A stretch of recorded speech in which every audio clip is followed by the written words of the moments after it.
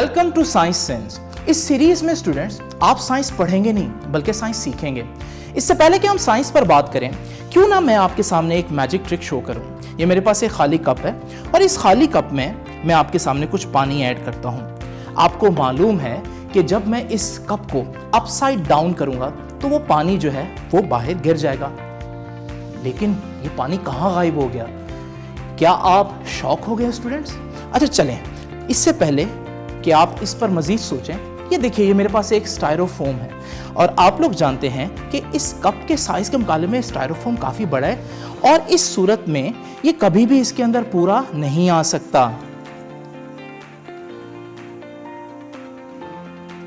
लेकिन स्टूडेंट्स आप देख रहे हैं इतना बड़ा होने के बावजूद ये स्टायरोफोम इस कप में पूरा आ रहा है।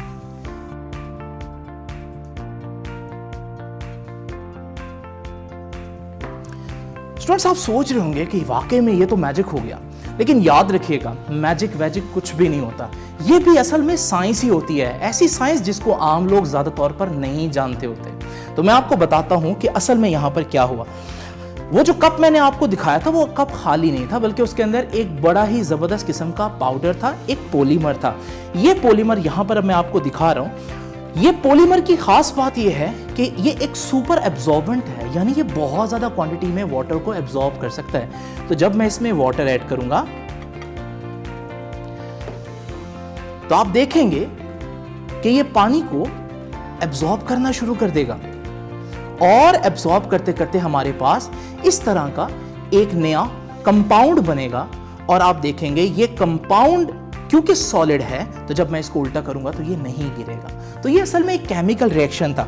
आप सोच रहे होंगे कि ये मैजिक एक्ट जो है ये तो आप कभी भी घर में नहीं कर सकते, क्योंकि ये तो वो मैजिशियन कर सकते हैं जिनके पास ये वाला पाउडर होगा। लेकिन ऐसा नहीं है। आपको पता है ये वाला पाउडर आपके घरों में मौजूद है। असल में ये पाउडर मैंने घरों में इस्तेमाल होने वाले बच्चों के डायपर से निकाला है। यही वजह है कि डायपर में जब वाटर की क्वांटिटी बहुत ज़्यादा ऐड होती है तो डायपर लीक नहीं करता, क्योंकि उसके अंदर ये कंपाउंड होता है जो कि सुपर एब्जॉर्बेंट होता है और वो पानी की बहुत ज़्यादा क्वांटिटी को एब्जॉर्ब कर सकता है।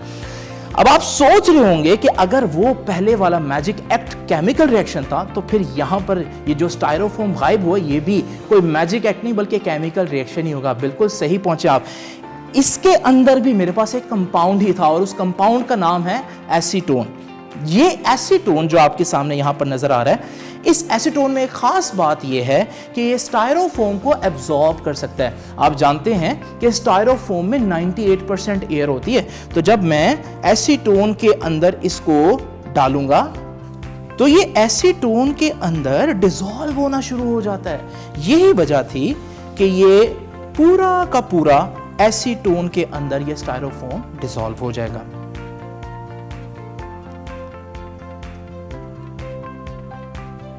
तो स्टूडेंट्स आपने देखा कि किस तरह से एसीटोन जो है वो स्टायरोफोम को डिसॉल्व कर लेता है।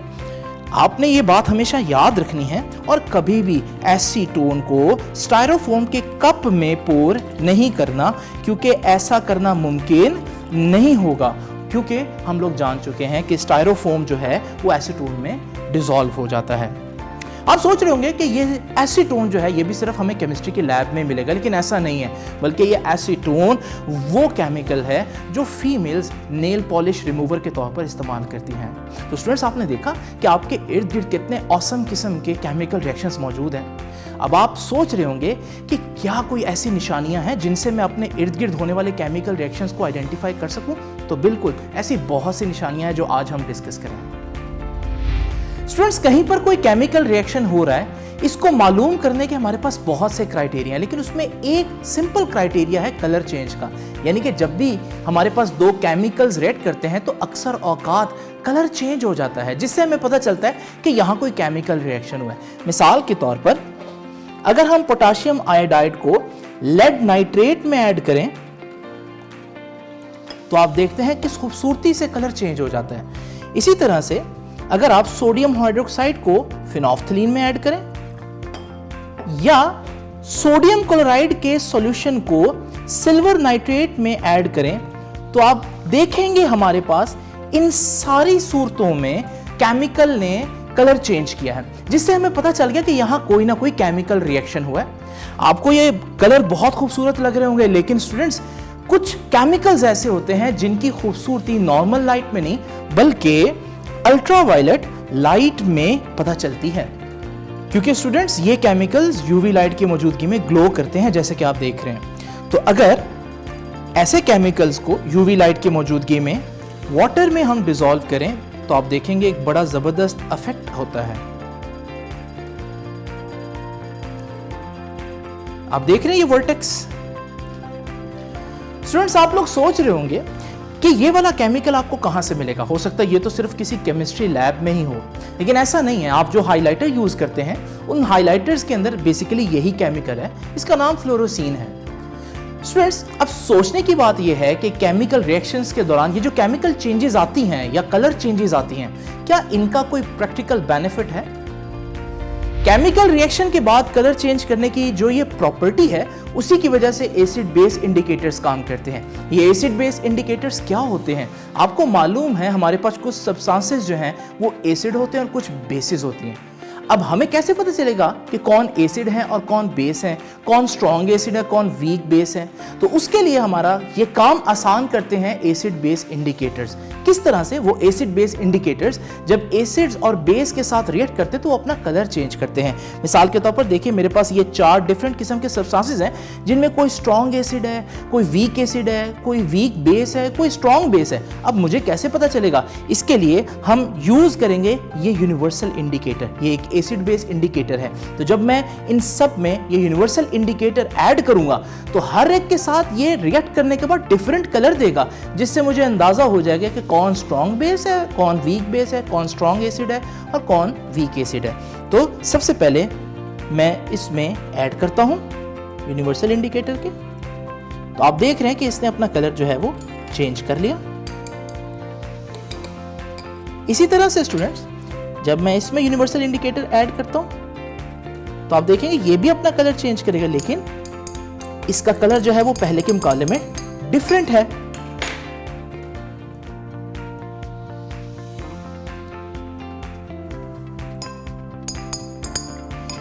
इसी तरह से जब मैं इसमें ऐड करता हूं तो आप देखेंगे कि इसका कलर भी डिफरेंट होगा, और फिर जब मैं इसमें ऐड करता हूं तो ये भी डिफरेंट कलर देगा। जब आप एसिड बेस इंडिकेटर्स के बारे में डिटेल में पढ़ेंगे तो आपको पता चलेगा कि इनमें ये सबसे स्ट्रॉन्ग एसिड है और ये स्ट्रॉन्ग बेस है। तो स्टूडेंट्स आप लोगों ने देखा कि किस तरह से कलर चेंजेस आपको एसिड और बेस की आइडेंटिफिकेशन में हेल्प करती हैं।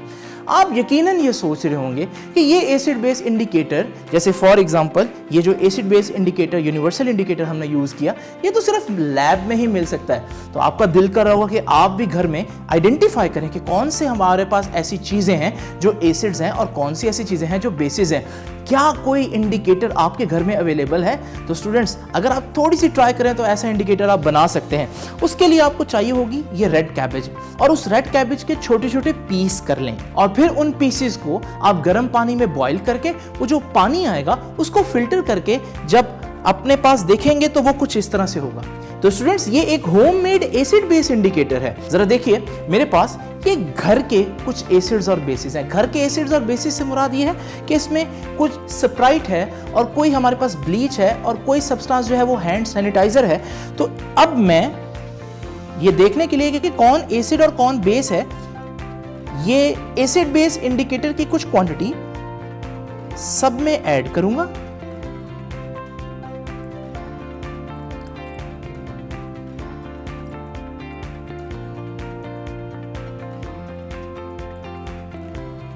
और फिर उसको हिलाने के बाद हम देख सकते हैं कि इन सब का कलर बिल्कुल डिफरेंट है, जिससे हमें पता चल रहा है कि इनमें से कुछ चीजें एसिड्स हैं और कुछ चीजें बेसिस हैं।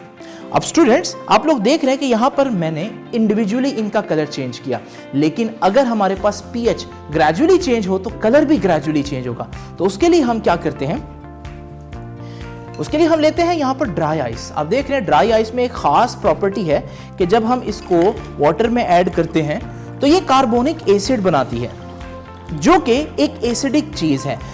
अब हमारे पास इस मेजरिंग सिलेंडर में एक बेस मौजूद है, तो जब मैं यही कार्बन डाइऑक्साइड इसमें ऐड करूंगा तो आहिस्ता आहिस्ता इसकी पीएच बढ़ेगी और आप देखेंगे कि कलर भी ग्रेजुअली चेंज होगा। और आपने देखा कि किस तरह से कलर जो है वो ब्लू से ग्रीन की तरफ शिफ्ट हो गया। तो देखा स्टूडेंट्स आपने कि केमिकल रिएक्शन के दौरान कलर चेंज होने के कितने प्रैक्टिकल बेनिफिट्स हैं। स्टूडेंट्स, अलादीन का चिराग तो आपने देखा ही होगा और आपने देखा है कि अलादीन जब उस चिराग को रब करता है तो एक जिन बाहर आता है जो उसकी हर ख्वाहिश पूरी करता है। लेकिन मैं आपको बताता चलूं कि ऐसा ही एक जिन मेरे पास इस बोतल में भी कैद है और जब मैं इसको ओपन करूंगा वो भी बिल्कुल वैसे ही बाहर आएगा जैसे अलादीन के चिराग से जिन बाहर आता है। तो आइए ऐसा करते हैं।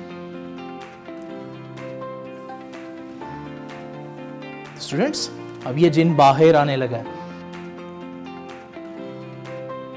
लेकिन मुझे मालूम है अब आप मेरी बात का यकीन नहीं करेंगे क्योंकि आप लोग जान चुके हैं कि मैजिक नाम की कोई चीज़ नहीं होती, बल्कि मैजिक के पीछे भी कोई ना कोई ऐसी साइंस होती है जिसको हम नहीं जानते।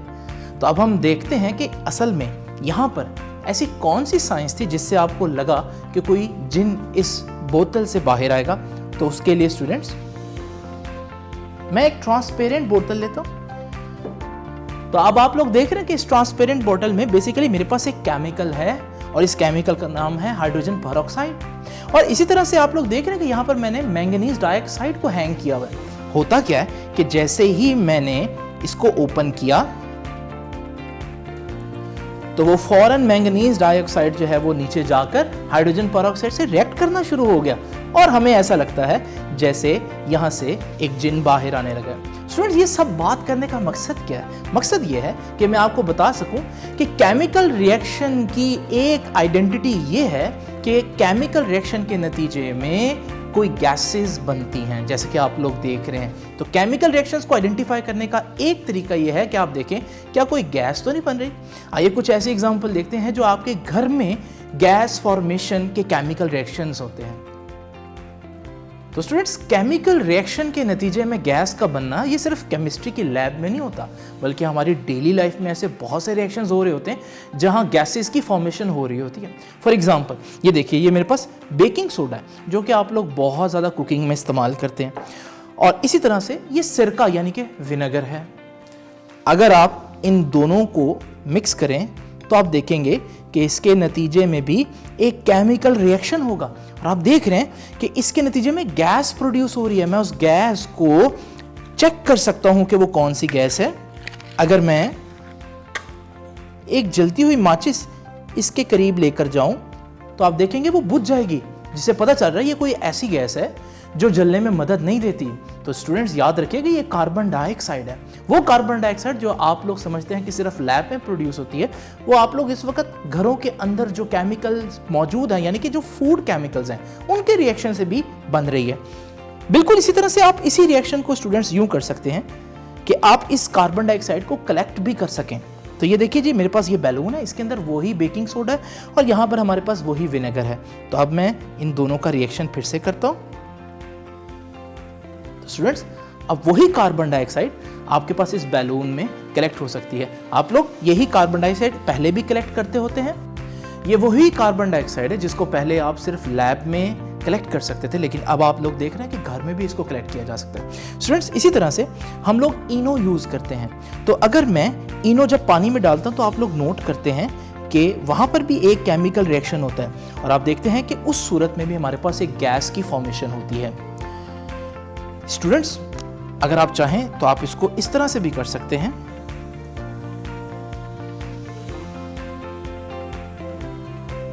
तो आप देख रहे हैं स्टूडेंट्स कि गैस जो है वो यहां पर इस ग्लव में आपने स्टोर कर ली।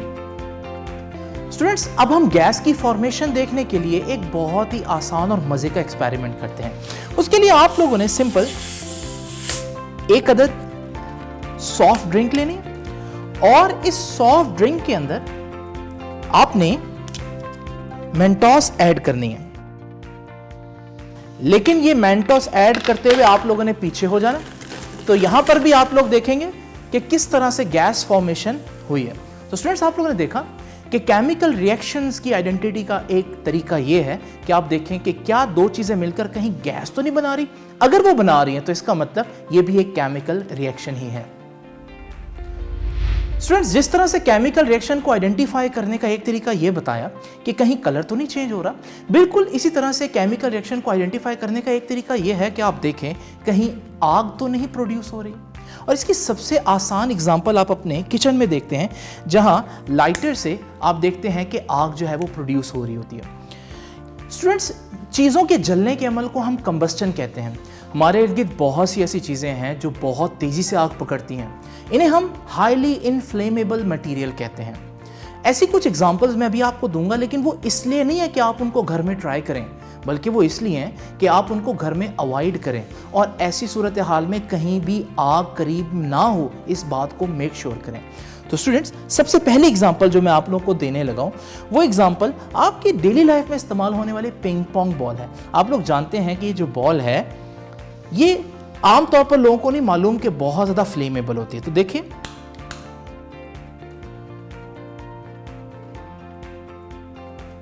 तो स्टूडेंट्स, ये एक से खास मटेरियल से बनी होती है जिसको बड़ी जल्दी आग लगती है और आप देख रहे हैं कि किस तेजी से वो बर्न हो रही है।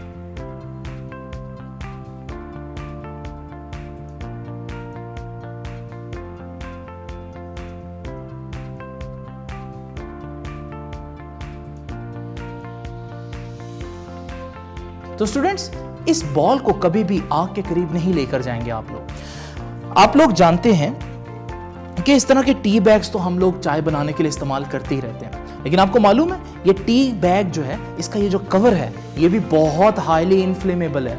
और स्टूडेंट्स, यहां पर मैंने आप लोगों के सामने यही कवर उतार के रखा है। तो ये मैं आपके सामने इस वक्त जलाता हूं, तो आप देखेंगे ना सिर्फ ये जलेगा बल्कि इसके एंड पर टी बैग एक रॉकेट की तरह ऊपर को जाएगा, और ये आप देख रहे हैं। इसी तरह से स्टूडेंट्स, ये वो कॉर्न फ्लोर है जो बेकिंग में बहुत ज्यादा यूज होता है किचन में। अगर मैं इसको डायरेक्ट आग लगाने की कोशिश करूं तो ये आग नहीं पकड़ता। उसकी वजह यह है कि अभी ऑक्सीजन की जो क्वांटिटी है वो इनफ नहीं है इसके लिए, लेकिन सूरत हाल बहुत डिफरेंट हो सकती है।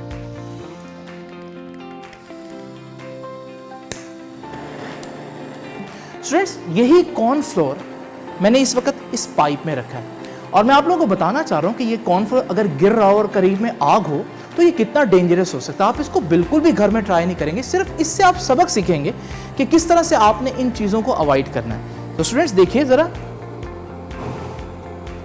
देखा आप लोगों ने, अगर हमारे पास ये एक एक अलग-अलग जर्रा हो तो ये कितना फ्लेमेबल हो सकता है। और ना सिर्फ ये, बल्कि आप लोग जानते हैं कि हम लोग इस तरह के डिओड्रेंट बहुत ज्यादा यूज करते हैं, इनमें अल्कोहल होता है और आपको मालूम है वो भी हाईली फ्लेमेबल है। तो जरा देखिए, ये बिल्कुल भी आप लोगों ने ट्राई नहीं करना। ये सिर्फ ये बताने के लिए है कि आपके इर्द गिर्द ऐसी बहुत सी चीजें हैं जो बहुत ज्यादा जल्दी आग पकड़ती हैं, बहुत फ्लेमेबल मटेरियल्स हैं, इनसे बचना बहुत जरूरी है।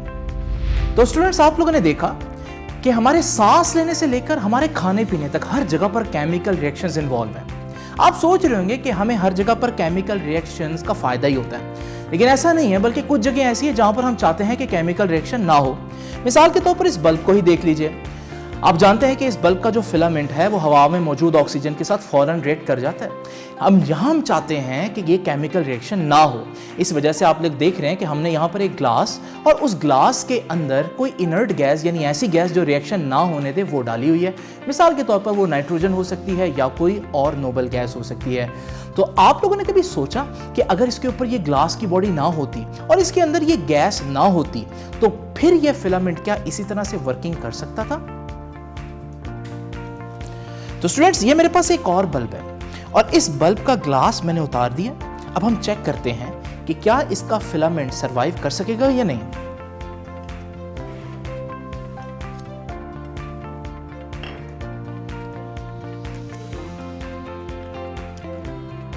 अब मैं इसको ऑन करता हूं और ऑन करने पर आपने देखा कि ये तो फौरन ही फ्यूज हो गया, यानी इसने फौरन ही हवा के ऑक्सीजन के साथ रिएक्ट कर लिया। यही वजह है कि बल्ब की वर्किंग के लिए एक इनर्ट मीडियम होना बहुत ज़रूरी है। ऐसा ही एक इनर्ट मीडियम हमारे पास इस वक्त एक और भी मौजूद है, और वो इनर्ट मीडियम है लिक्विड नाइट्रोजन। आप जानते हैं लिक्विड नाइट्रोजन जो है वो दुनिया की ठंडी तरीन चीज़ों में से एक चीज़ है, क्योंकि इसका जो बॉइलिंग पॉइंट है वो -196 डिग्री सेल्सियस है। ये बहुत ठंडी है, इसको बहुत एहतियात से इस्तेमाल करना चाहिए।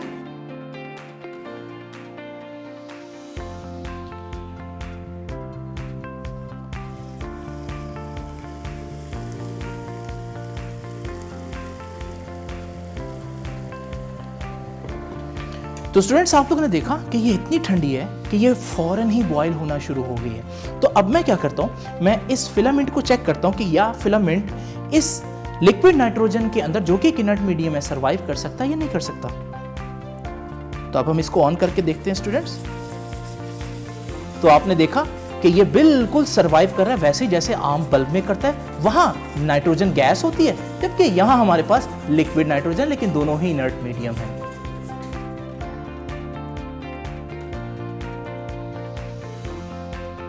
तो स्टूडेंट्स, आप लोगों ने देखा कि बहुत से केमिकल रिएक्शंस हमारे लिए एक नेमत से कम नहीं है, लेकिन बहुत से ऐसे भी केमिकल रिएक्शंस हमने देखे जो किसी जहमत से कम नहीं है। स्टूडेंट्स, जिन केमिकल रिएक्शंस को मैंने आपको परफॉर्म करने से मना किया है, उनको आप घर में बिल्कुल भी ट्राई नहीं करेंगे।